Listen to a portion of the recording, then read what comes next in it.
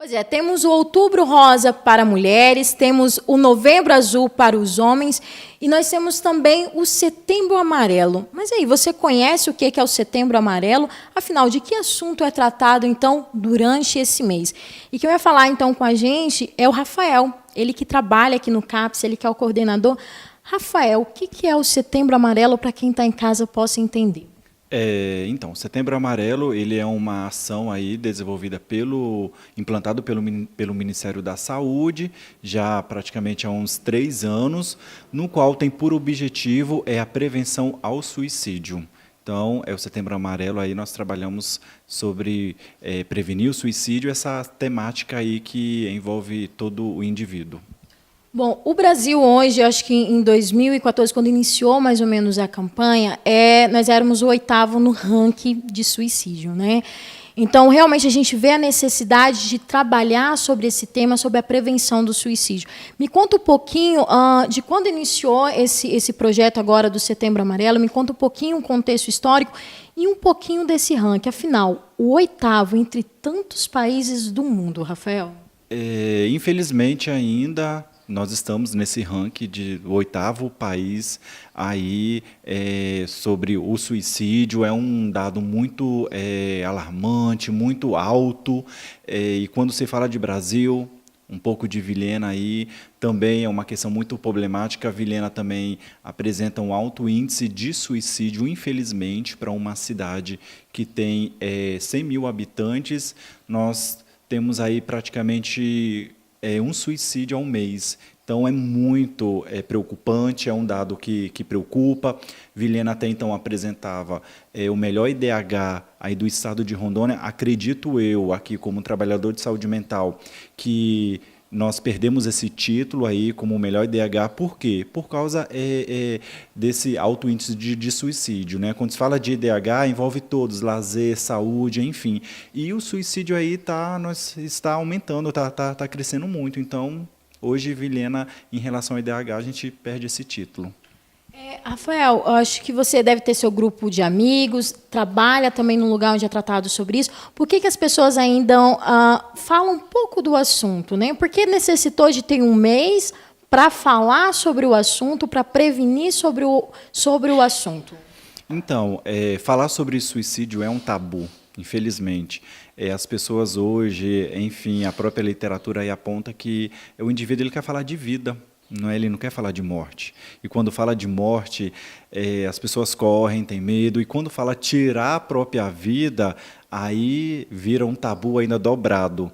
Então, é lamentável, não é? Mas o Setembro Amarelo está aí para trabalhar essa temática, porque o suicídio ele não atinge só a família A e B, ele atinge a minha família, às vezes meu pai, meu irmão, as pessoas mais próximas ali estão gritando para o socorro, e aí eu não tenho conhecimento, eu tenho medo, eu não quero ajudar, e aí eu acabo rotulando como frescura, aquela pessoa está com frescura na cabeça, enfim, e aí eu só acredito quando a pessoa vem a realizar o ato, infelizmente. Você falou assim de trabalhar, né? E isso aqui durante esses 30 dias do mês de setembro. De que forma que vocês vão trabalhar? Vão até as escolas, vão até os postos? Me conta um pouquinho de que forma que vai ser trabalhado o Setembro Amarelo com a sociedade. Hoje, as ações do CAPS, voltado para o Setembro Amarelo, ele realiza em parceria com o programa da residência multiprofissional, que tem aqui no município, uma equipe composta por psicólogos e assistentes sociais, onde esses profissionais eles estarão e já estão já aí dentro das UBSs, que são os famosos postos de saúde, realizando essas ações de orientação, de prevenção, enfim, conscientizando aí, orientando as famílias e principalmente o corpo técnico ali daquela unidade de saúde em relação à prevenção, já que essa UBS e o hospital regional daqui do nosso município, eles são a porta de entrada desses pacientes, além do CAPS, que também é uma porta de entrada, mas essas unidades aí que são mais próximo, são no bairro, mais próximo desse indivíduo, eles acabam sendo essa porta de entrada. Então, se o profissional ele não tem esse preparo, ele não vai saber como aí realizar, ter uma conduta, enfim, relacionado ao suicídio. Então,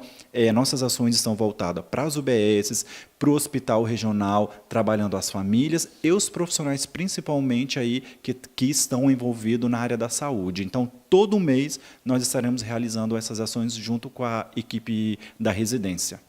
Bom, para finalizarmos então a nossa entrevista, Rafael, a partir de qual momento e quando devemos tratar o suicídio não como uma frescura, mas como uma saúde pública e algo que deve ser visto de uma outra forma?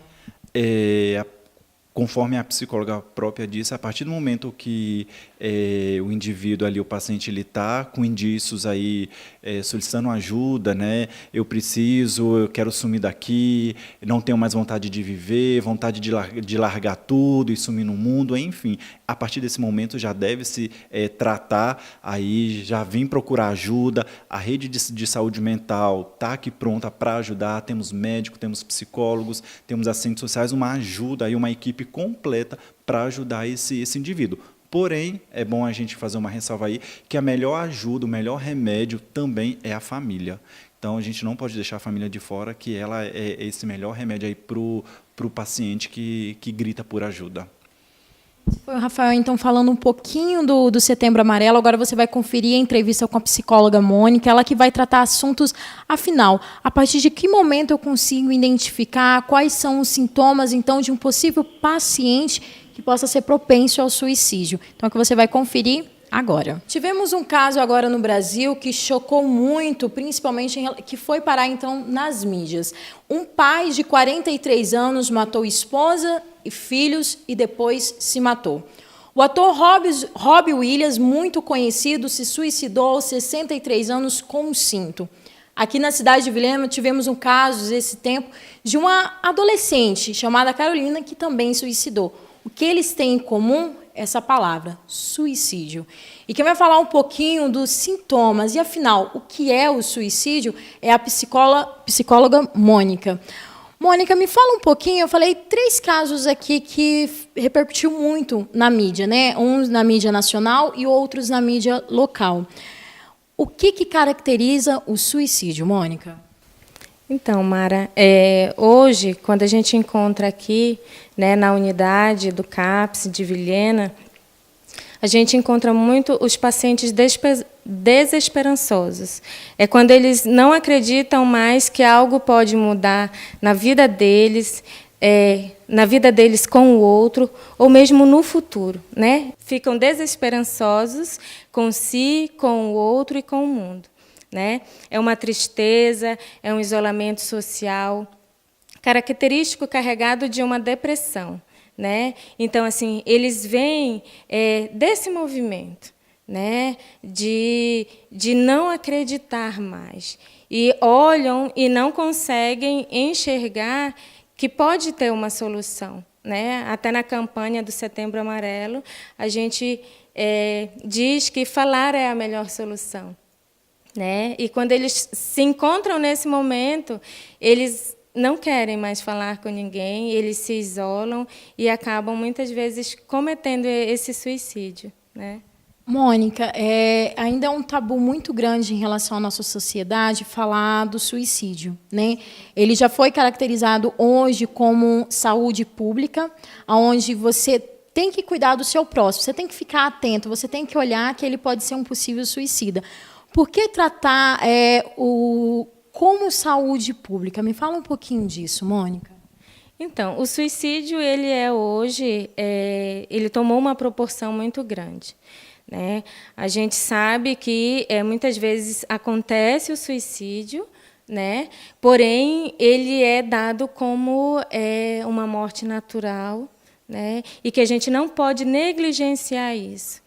Né? Eu acredito, enquanto profissional, é importante a gente não falar como aconteceu, de que forma aconteceu, mas de a gente poder trabalhar que é possível prevenir, é possível falar, é possível dizer que há um tratamento, é possível dizer que a gente pode trabalhar isso e trabalhar essas limitações, né, que fazem a pessoa chegar a um momento de desesperança e tirar a própria vida. É possível trabalhar. Mônica, você falou assim, é possível trabalhar. De que forma está sendo trabalhado isso aqui no CAPS?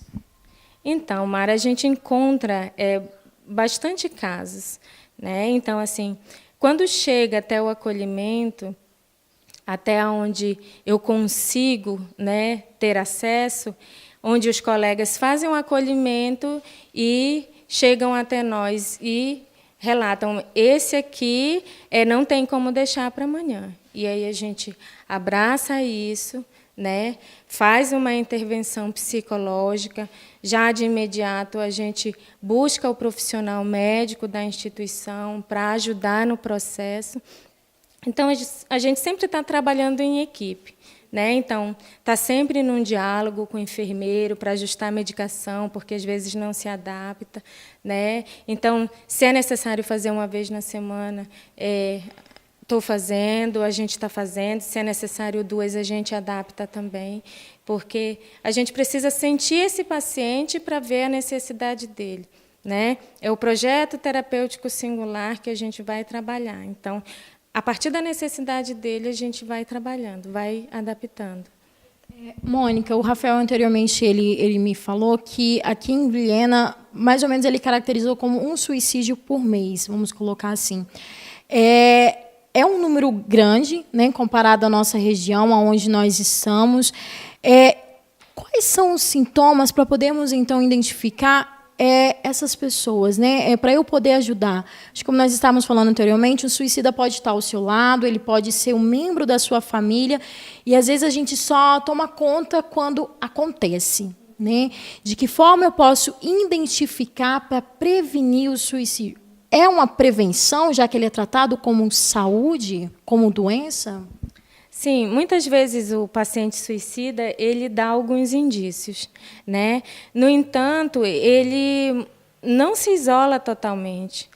Muitas vezes ele vai ter o trabalho dele preservado, ele vai ter algum vínculo de amizade preservado, né? Mas, por vezes, ele vai relatar que está cansado disso tudo, que tem vontade de sumir por aí e dar um basta nisso tudo.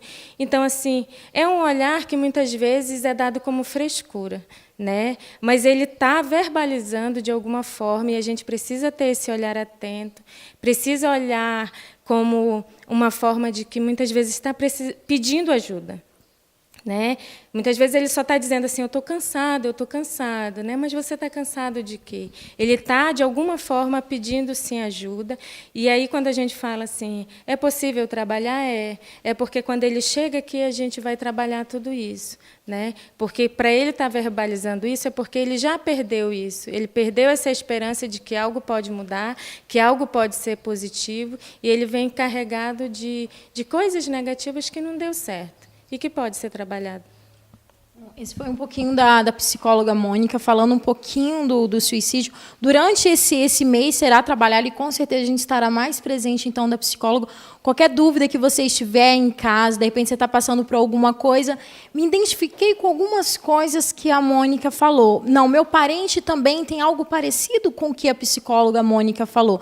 Acho que é o momento, então, de procurar ajuda. Você não acha, Mônica? Como é que é? Sim, com certeza, né? A gente está aqui no CAPS, né? Todos os dias a gente funciona. E a gente tem uma demanda muito grande, mas, no entanto, a gente está aqui para prestar esse serviço, né? E a gente sabe que é uma demanda que não dá para deixar para amanhã nem para depois. É uma demanda que precisa de uma intervenção imediata. Essas são, então, imagens de Olivan Yuri. Eu sou Mara Carvalho, aqui do CAPS para a TV Alamanda, a TV que faz a diferença.